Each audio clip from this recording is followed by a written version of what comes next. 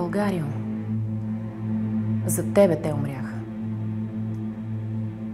Една бе ти достойна зарад тях и те за теб достойни, майко, бяха. И името ти, само кът мълвяха, умираха без страх.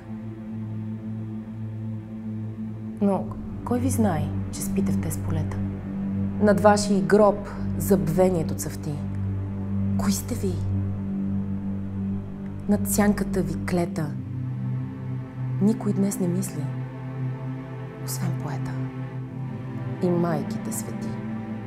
Борци, венец ви свих от песен жива, от звукове, що никой не сбира, от диви рев на битката гръмлива, от екота на Витоша бурлива, от вашето ура.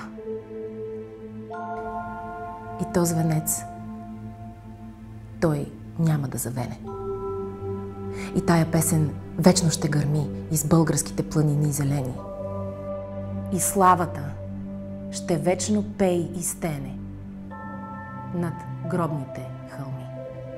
Почивайте под тез могили ледни. Не ще да чуете веч тръба, ни вожд, ни славни и гръм на битките победни. Към вечността е маршът ви последни.